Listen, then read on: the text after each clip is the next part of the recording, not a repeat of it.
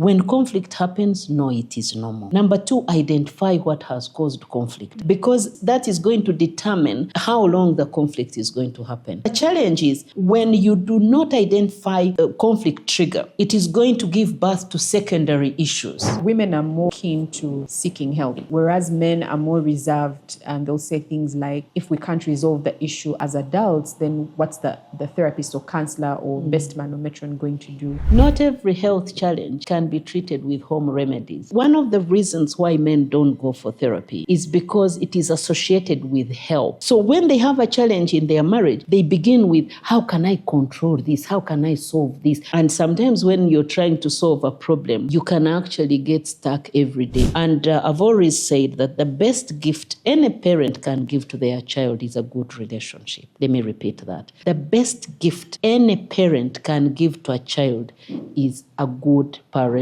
relationship.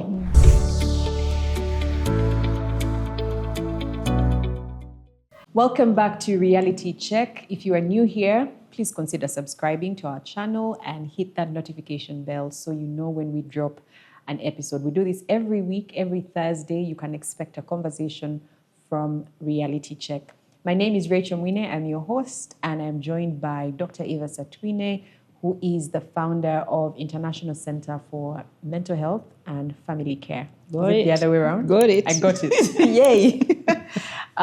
In short, it is a counseling/therapy place. So if you're in need of those services, for whatever reason, perhaps your parenting journey, your marriage journey, relationships, the workplace, that is the place you can find answers, clarity, and support.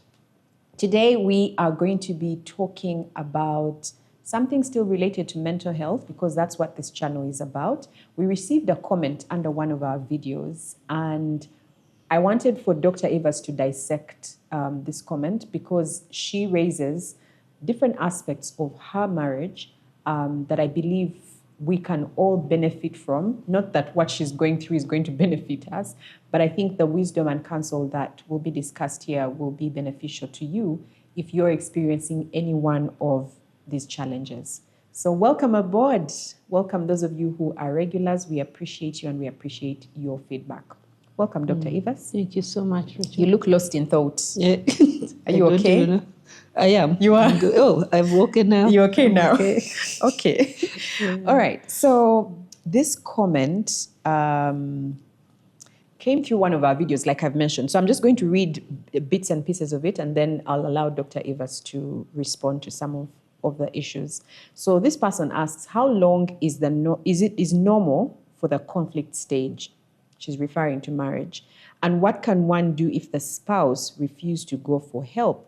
We have been in this phase, for about 16 years now, and it doesn't seem to get better because my spouse doesn't believe in marriage counseling.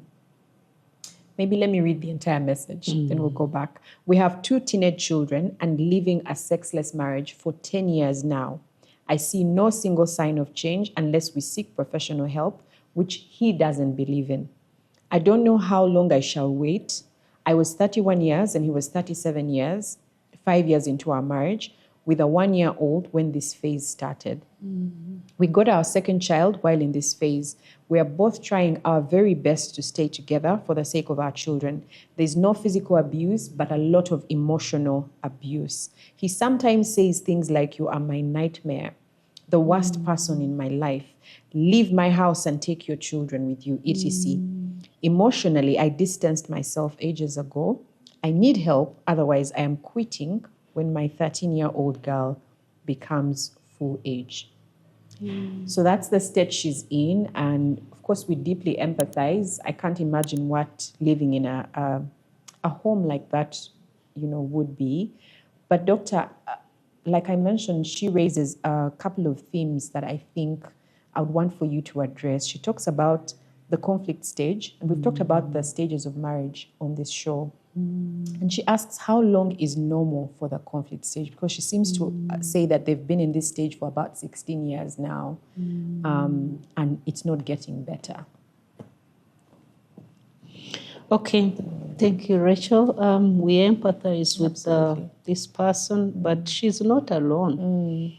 The experience she shares is shared by so many people. True. And so I believe this conversation will help a great deal.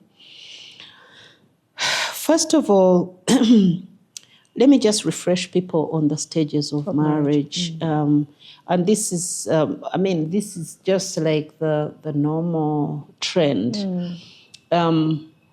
We all start in honeymoon stage. True. However, I put disclaimers at every point. Honeymoon stage, I've seen people fight even before they get married. That's true. And just to say that conflict is normal. And I want to emphasize this because when people are in honeymoon stage and they conflict, it feels like the end has come. But it's normal. And I think we have had a conversation here on conflict and conflict management. Conflict is normal. Divergence of views is normal. And we have different brains. We process things differently. We have different experiences. And conflict can be actually used to our advantage. It helps us to define boundaries, to share our values. It is normal. So we all start our relationships on honeymoon. We get attracted to people. We are excited, and we start that relationship. The only timeline I can put to a stage is actually honeymoon. Usually the first 2 years of marriage, unless it is a different kind of people involved, but we all have that period somehow. First 2 years. First 2 years. And during this stage, people are saying, man, God couldn't have been so accurate to get me this person. Oh my God. Yes. We sometimes see people who are conflicting. We say, what's wrong with these people? Because that stage usually is very, very, everyone is on top of the other. We are all excited. And it's a very good stage. It helps with emotional deposits. We all say nice things to each other. We are so kind to each other. We don't want to hurt, which is important. And I always encourage people at this stage, please do all that. Make sure you deposit enough. Don't hold back when you feel you really want to deposit enough resources. However, after that period, then we start discovering each other. I've always told people that if marriage was to be conducted in restaurants, we would all get married happily. True. Where you meet in a restaurant, have a meal prepared by someone else. You only need to make an order and be accurate with your order. Yes. And then it's served, other people wash plates and all that. Isn't that easy? Life is good. And then after that, both of you go different directions. Yeah. You do your own things, you're still single. But even when you get married, the first 2 years, you're still really carrying that. You can do anything. You can do anything. Yes. We really want to do things that please each other. Yeah. Amazing. And there's nothing wrong with it. On average, when we say after 2 years, 1 to 2 years, it's average. Some people really push their honeymoon up to, even 3-4 years. Yes, sure. And so those first 2 years, that's average. Around 3 years, you're now living together Monday through Sunday. And now you've started seeing a few things. Usually by that time, people are exhausted. They no longer want to act because, in the first 2 years, we can also act. We can be unreal. Yeah. And I always encourage people, please don't be unreal. That's when I encourage people not to start things they hadn't planned to do, And we can do things, but in this time, you are exhausted. If you've been unreal, you cannot push on. And so now we start being Us, the real you. The real me. And for men, by this time they've realized that task is done of starting a marriage, and now I need to move on to other things because they tend to be compartmentalized. But the point I was making here is that then we start, because we are together, you're now more sensitive to the mistakes and weaknesses of each other. Then that's where people begin to conflict. Yeah. Now, conflict stage begins. When conflict stage begins, we cannot say it ends at this time. No. Because all conflict has to be resolved. That's true. There's no conflict you're supposed to leave to flow until it goes. Yeah. The main thing again, the point I want to emphasize here is that conflict happens. It is normal. And some of the newlywed couples, when you conflict, it's okay. As a matter of fact, whenever I'm doing premarital counseling, when I'm preparing couples for marriage, I ask them a question: have you conflicted? And I see people look at me and go like, what do you mean? Really, us? We're in love. You understand? Yes. But of course, some people conflict. And I'm always interested in how do they resolve conflict, but also for them to know that conflict is normal. So my number one point, Rachel, is when conflict happens, know it is normal. Number two, identify what has caused conflict, because that is going to determine how long the conflict is going to happen. Now, last time we were doing a session on conflict management, I mentioned the 3 F's. Freeze. Yeah.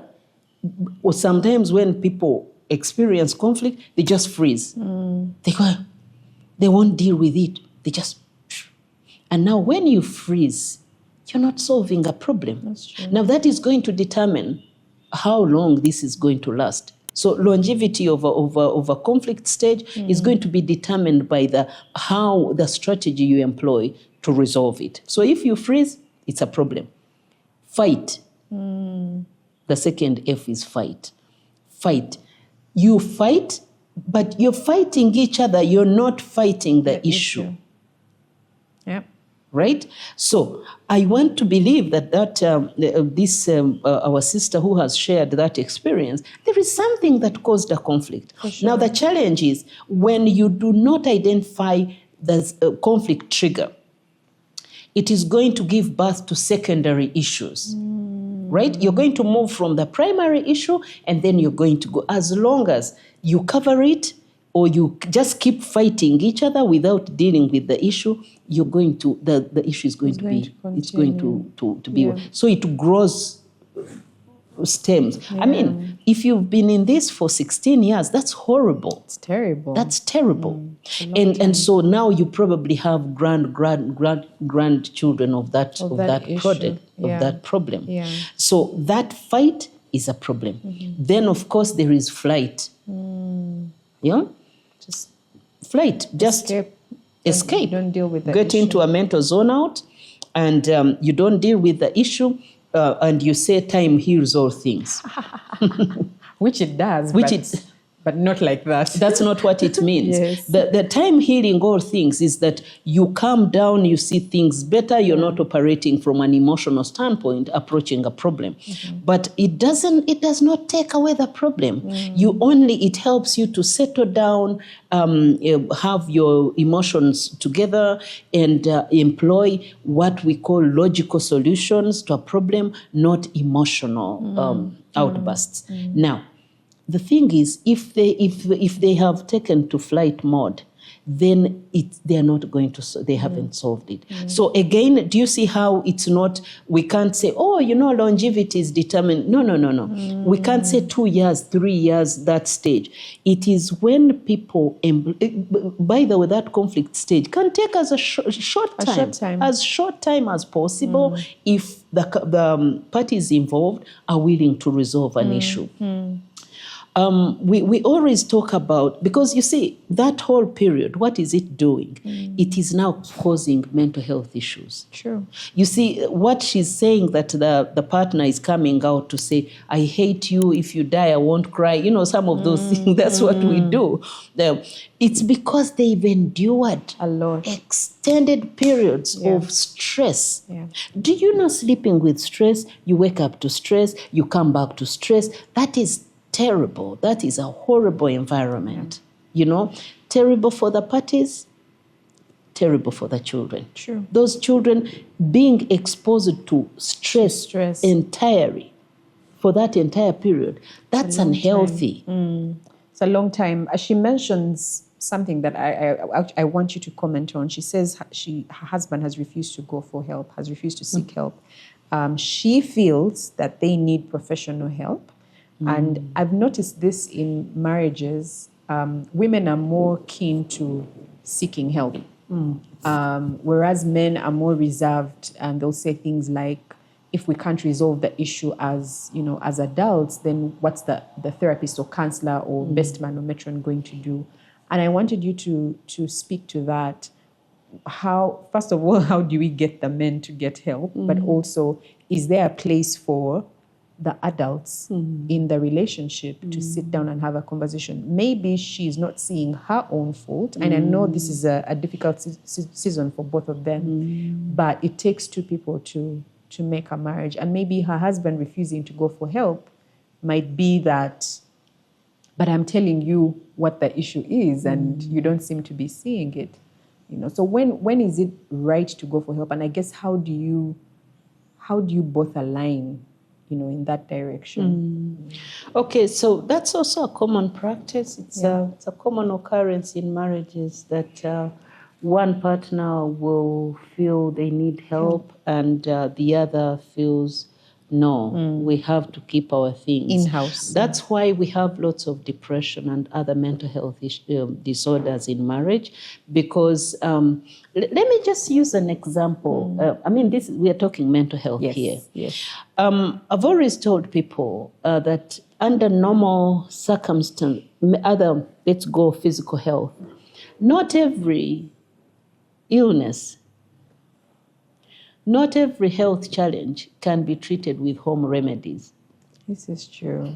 Yes. You see? This is true. Now, when we have flu, cough, whatever, we can do home remedies. Yeah.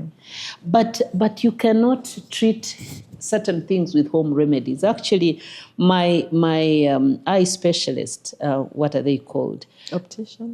Not optician. Yes, she's an expert in that. When there was an outbreak of red eyes in Kampala recently, yes, I was affected. You were down with it. I was down with it.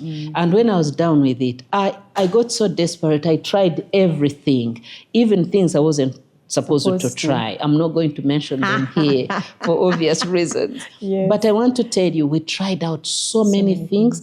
And guess what? Some of the things I tried were actually causing inflammation in my eyes. So in addition to red eyes, I'm applying things that are causing inflammation. When I finally went to see the doctor, she was so angry. She said, Dr. Evers, really? Really? When I told her what I was doing, I told you I'm not going to say it. But I want to tell you, she said, not everything can be treated with home remedies. That's true. So I want to apply it to marriage. You see, marriage, first of all, is a journey we get into without any training. Gladly, we're having these conversations now. Gladly, there are so many opportunities now for people to go and learn relationships. I've told people that what we learn in school is only applicable just in the workplace, a little, but nothing about life management. No one. We get on this journey and we are learning how to live with someone else. You see? Now, who has prepared us for that? So when we get there, we struggle. And that struggle is normal. But also, there are people who have been prepared to support you. That's true. You see? So you're not going to do home remedies at home. Sometimes you need to go see the doctor. See a doctor, yes. And so for therapy, people don't know it. So I'll not really throw stones at men or whoever, because I know men struggle more. We've had a lot of conversation here. One of the reasons why men don't go for therapy is because it is associated with help. In their natural setup, naturally, they have this tendency to be in charge. True. And every time, it even reflects in their conversations. Men's conversations are not about, oh, by the way, how do you do that? Help me. They don't do that. They go like, oh, okay. So each one of them can pretend to be in charge even when they are not in charge. This is just innate. And so we need to understand that, and men need to understand that they don't have that natural inclination to help. They don't know how to seek help. It doesn't come natural. That's why they have to learn it. You see? It doesn't mean you're going to live like that. That's why men are getting depressed. That's true. Seriously depressed. So when they have a challenge in their marriage, they begin with, how can I control this? How can I solve this? How can I? Because if it gets out, if I gathered 10 men here, I'll be lucky to get one of them who has not told their wife, these are our things, don't take them out. Let's deal with it here, yes. You see? Yes. Because naturally they want to start with, let's resolve it, let's this, because if it comes out, it's going to indicate that I have failed. And also women need to understand this, because when they say, let's go out for help, they need to know that for men, it doesn't come natural. So the way you approach it is also important. Yeah. Because when you tell him, we've tried this, we have talked about this. Is it okay if we can talk to a professional? This person. And if he's not ready, don't just twist it. Don't push him so much, because even me in therapy, when a woman comes to me and says, you need to talk to my husband, you really need, I don't go like, yes, I need to, no. So I first of all help her to understand how to approach her husband, knowing that it doesn't come natural for him to run for help. Okay, so that's an explanation. So we all need to understand that. But secondly, for men to know that not everything can be solved at home. That's true. Right? Yeah. Sometimes you need someone to help you. Beyond the home remedies, there is a doctor specialized in this kind of thing. Yes. That's why we have spent a lot of time to study relational science. There are certain things you don't know. And that's why, Rachel, I've always told people, relationships are about skill. Yeah. Relationship management is about skill, because communication is skill. You can be trying to solve conflict, but you solve it, you create more problems. Negotiation is skill. Everything is skill. How do you put this out?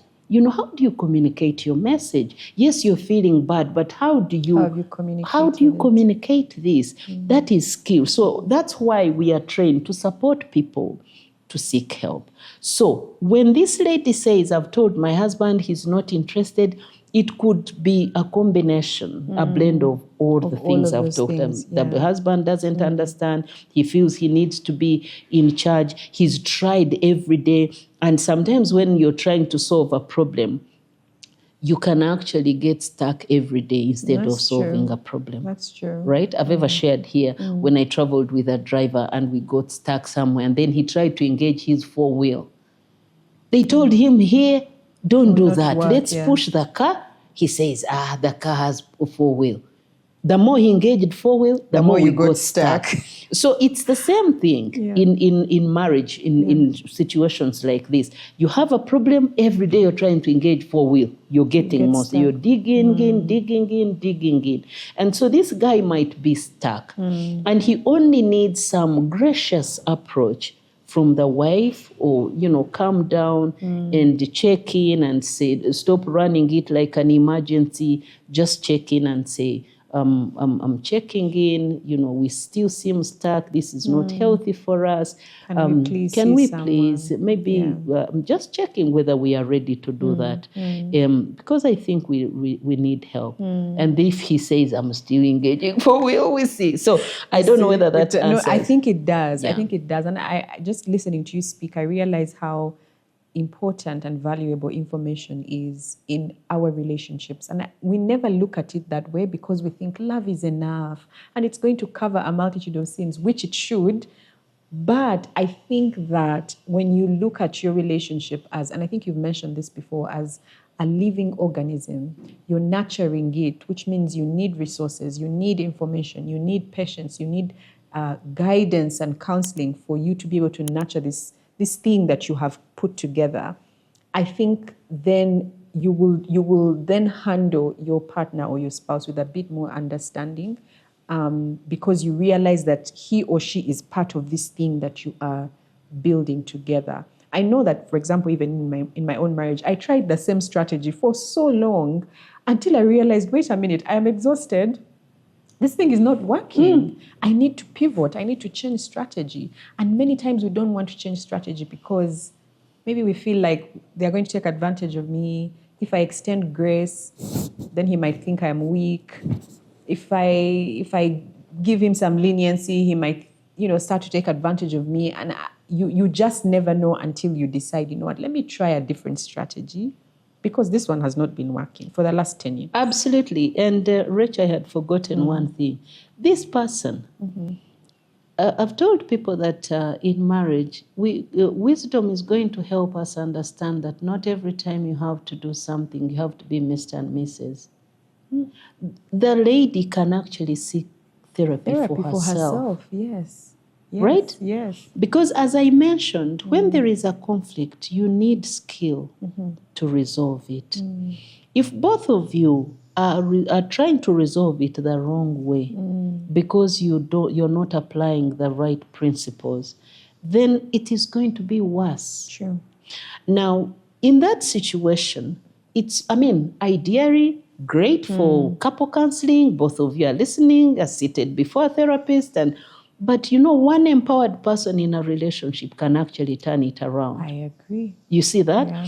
And so instead of being stuck and you wait and you say, now that my husband has not gone to see a therapist, then we are, sit here because, it takes two to make a marriage. That's okay. But you see, you yourself, one person doing the right thing in marriage can turn things around. We can make really a good influence on our partners if we are empowered with skill, with knowledge, with, understanding. That is important. So I would encourage that person, instead of waiting until their child turns, I don't know how to leave. You could actually seek help, even for your own good mental health. Absolutely. You see? Absolutely. For your mental health. Because the person you're dealing with might be struggling. As well. Yeah. They don't mean to hurt you, but they're just struggling. They are stuck. They don't know any better. And so if you sit there and you're waiting for a child, because what is 13? Our children need us up to the end. They do. Yeah, I'm here. I'm age 54. I still need my mom. Yes, imagine that. I still need my parent. And if our children can grow up in a healthy environment, that is important. That's the goal. This person could seek help for herself. For themselves, yeah. I really, really do agree. She mentions at some point that we are both trying our very best to stay together for the sake of our children. And that caught my attention because even in our society today, you find so many, I'm going to say the women mostly because they're the ones who usually typically stay for the sake of children, are going through a bad marriage, a bad relationship, toxic marriage. Like anyone who hears the stories that go on in there, it's like, why are you still there? But they'll say, for the sake of my children, I'm going to stay. And I want you to comment on that as a counselor, as a therapist, as a life coach. Is that okay? Is staying for the children reason enough? And if you're going to stay, what's the roadmap? That's okay. Look, Rachel, first of all, I would say it's a worthwhile reason for anyone to stay for their children. Okay. Very, very important. This is even in scripture. Malachi chapter 2, verse 15, where we clearly, I have always told people that's the reason why God made us one. He says, I made them one. And why one? So that they will raise a godly heritage. Godly offspring. Our purpose is not just to enjoy each other every day and all. And I mean, I know they are, and I'm sensitive enough to know that they are childless couples and all. But God's interest is that our marriage will feed our children, that we will raise together, will raise a godly heritage. What is psychology without scripture? In science, psychological science, we are seeing that 80% of what a child becomes is rooted in the parental relationship. And I think I've mentioned it here. Sure. So our spousal relationship determines how we parent children, determines how children relate, what we call the sibling subunit. Now, that is very important. So I'm just giving this to cushion my point that staying for children is a good reason. It's a good reason. It actually helps us to know that this marriage, there are transcendent reasons why we are in marriage. We are not just there for us. Yeah. There is someone else feeding off a higher purpose. A higher purpose, someone feeding off our lives. So the moment we become parents, then there is a life dependent on you. Very, very important. So that's a good reason. However, let me make it clear, Rachel, that for children, for parents to say, I'm staying for my children, these children had better be in a healthy environment. This is true. Because they are children who are exposed to constant pain, constant conflict. They are seeing parents fight every day. And I think I'm on record, I've said this, let me repeat it, that the first child protection unit for children is their parents' relationship. And I've always said that the best gift any parent can give to their child is a good relationship. Let me repeat that. The best gift any parent can give to a child is a good parental relationship. Very important. I was just sharing with a team this morning that I don't know whether people have ever noticed that when a couple, you and Ben are playing, are laughing, and your children will play more. Happier, yes. They play more. Yes. They will run, and especially when they are young, they will run, and they'll come and say, Daddy, are you seeing me? Yes. Mommy, see. Because you're laughing. Yeah. But if you're seated there and you're not talking, and then they sense, they really want to see what's going on. Most of the time, they don't go to dad. They come to mom. And they say, Mommy, are you okay? Is everything okay? And then they go. They reach there. They sense you're not laughing.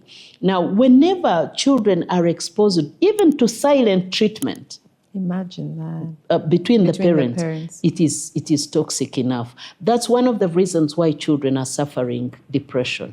Because the moment they don't see parents smile, laugh, and all, they get hypervigilant, and they are trying to imagine what is going to happen. While they feel insecure, and when they do that, then their bodies produce stress hormones, you see? And so I'm answering your question in so many words to say, if the home environment is unhealthy, if there is fights, there is domestic violence, there is all that, there's so much psychological violence. They see you hate each other. They probably are privy to the statements that are being made when your partner is saying, I hate you, or they see it in non-verbal form. that's not a healthy environment. So it's not just enough for you to live stay under the same roof. Yeah. I'm saying it's not just enough. No, it's not enough. It's important that parents work on a relationship and we have what we call a healthy home environment. All the problems in life are manufactured at home. Wow. They are. Yeah. All the trauma that people carry through life, it's manufactured at home. Now, when you have suffered that insecurity, you're going to carry it in the world. And so we all are pushed to the world based on how we have been shaped at home. So if the home environment is toxic, be sure it's not healthy for the children. And so you can live under the same roof, you'll still have unhealthy children, hurting, paining, and all that. So it's not enough to be together. It's important that the home environment is healthy. Is healthy as well. I mean, I feel like we have addressed pretty much everything. She talked about emotional abuse, which she is experiencing from her husband, because he's hurled some really nasty things at her, you know, saying you are my nightmare, the worst person in my life. And I feel like when you advise that she should seek help for herself, it's to address things like this. That's psychological violence. When you're every other day, I mean, that's how we do it. And I've heard people say, have I beaten her? Have I beaten him? No, you don't have to have beaten him. You see, I have to remind people that our lives are 90% non-physical. So you may not beat me, however, you've wounded me. And people are carrying wounds. There's so much pain. There's so much pain. It's terrible. You know, it is terrible. I mean, you're telling me those words. That's violence. It is. And that's manipulation.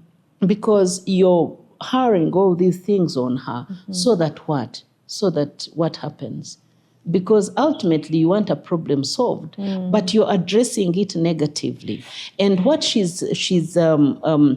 I mean, those things can be offered to her. I mean, someone can tell you, I hate you, you're even ugly even when you're beautiful, and you can believe it.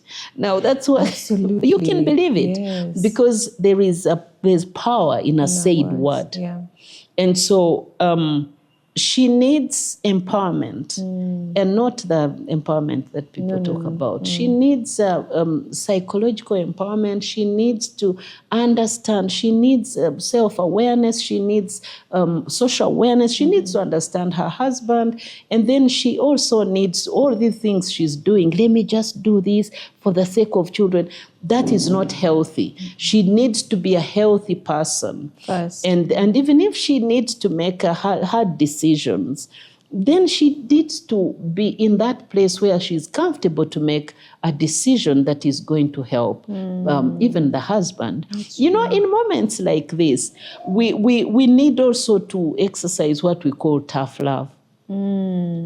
You know, but now when you're timid, when you're every other day you're worried about what your partner is going to say to you, and then they say, if you die I won't cry, then you cry, and now what's that? What is so that? she needs her own understanding and her own emotional empowerment so that she's in a good place for herself, for her children, but also for her husband. You know, because if she's in a good place, she can even lift the husband up. You know, what is marriage? It's an issue. It's just a place where we lift each other up at different levels. We are not always on the same page all the time. So she just needs to have her own psychological wellness and be empowered enough to deal with and to avert mental health issues and in herself and in her entire family. I like that. I like that. This was quite a loaded comment, and as I read it, I was like, my goodness, there's so much going on in this home, in this marriage, in this woman's life. So if you're out there and this was you, I left out your name deliberately to preserve your anonymity, but if you're out there and you're the one who sent us this message, my heart really goes out to you. And I just wanted to give you an opportunity, Dr. Evers, to just give your parting shots. One last thing that you'd want this person to know and the audience who is watching, because like we said at the beginning, that she might have sent the message, but there are so many other people who are dealing with similar issues. No, so my parting shots, Rachel, is one is that emotional abuse, because what she's describing here is emotional abuse. Sure. And it's happening a lot in families. And just to say that for you not fighting physically, I mean, she said, no we are all physical doing abuse, everything yes, possible to to stay together. Now, everything possible could be to avoid physical abuse or whatever. They're just holding their breath. That's not enough, because the environment they are in is actually a ground unhealthy. for, it's very unhealthy. It's a ground for mental health challenges, because you cannot be exposed. You can't have that kind of extended period of stress and anxiety and uncertainty, and you survive a number of things. That can also be a reason to get into challenges like lifestyle illnesses, like high blood pressure, like diabetes, because there's a lot of stress and anxiety in the family. So that's an unhealthy place. And if anyone is in this state, this is normal. It's happening a lot in families. Don't sit back. Don't sit back and wait for your partner to get on the same page. Seek help for the family. God can redeem the family through one person. Yeah, so one healthy person. Don't wait to be Mr. and Mrs. in such circumstances. Yes. Just seek help and be well. And also, I just want to emphasize the issue of be well for the entire family. And parents people who are married, please just know that your marriage is a live stream for your children. You know, your children, it's not enough for you to live under the same roof, eat meals, pay fees. It's important to relate well. So it's important to work on our relationships as married people for the sake of our children, so that they can live. We can send healthy people into the world. Thank you so much, Dr. Evers. Thank you. Once again, we send our deepest sympathies, empathy to you, not just to the person who sent us this message, but to anyone who is going through a difficult season in your relationships, whether that be your family, your parents, your siblings, because there's a lot of infighting going on in families, or in your marriage, or at the workplace. And you could use a hug today. We are sending you hugs. And we wish you the very best. There's help if you need it. ICFC is here for you. I know we keep saying we're going to put a contact. I don't know if that happens. It's there, yes. Okay, we will put it in the description box. So you can reach her, because I've seen so many comments of people saying, how do I reach Dr. Evers? What's her number? What's her number? But we will include it in our description box so you can reach out and seek help. Until next week, stay well, stay healthy, and don't forget to subscribe. Bye-bye.